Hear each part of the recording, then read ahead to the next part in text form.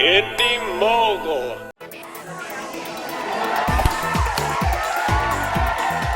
George Clooney's transformation into Cary Grant is almost complete. Evil laugh! You're watching Beyond the Trailers review of The American. I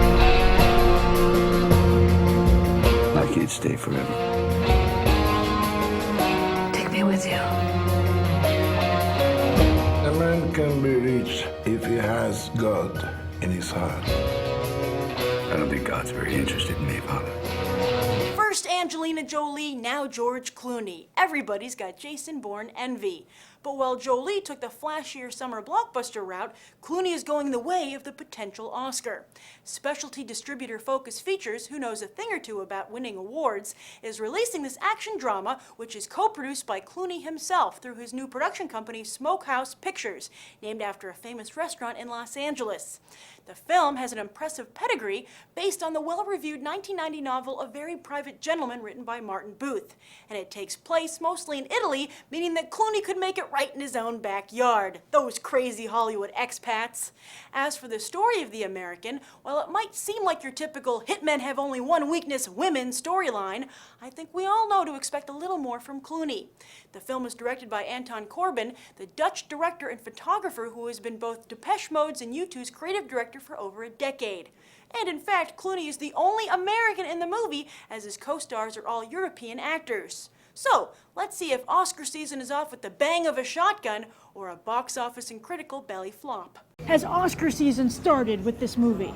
No. Not really. Not a lot of action, but there was enough suspense and drama in it to keep you interested. I truly have to say I fell asleep on this one. Oh no! Well, were you tired, or was the film not good? I have sleep apnea and I am tired, but sometimes I am riveted by a film. This one did not rivet me. What do you think audiences should expect going in? That they're seeing an American language foreign film. Do you think this is more of a mainstream film or an art house film?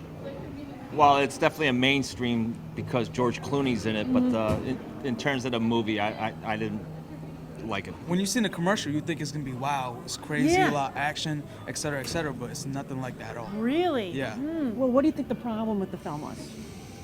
Maybe no problem with the film.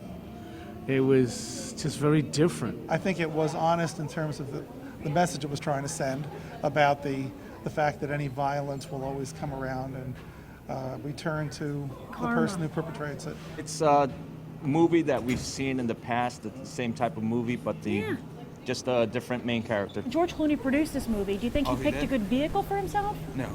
Oh, okay. Yes. Yeah. He should have got someone else to act. Oh, I mean, really? he did. Oh, He okay, did well, but still, like, it wasn't really his image to me. I see. So do you think the movie would have been better maybe with a different actor? Yeah, honestly. Ah. He hasn't really did that many good movies lately.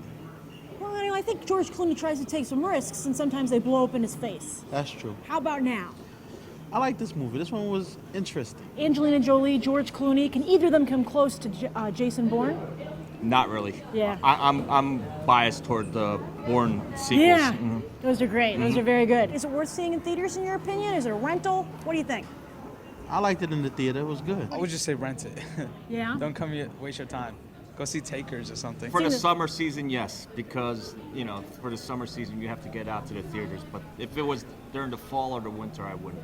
No? Yeah, so see it fast before the leaves change. Right. What do you give it on a 1 to 10? A 7.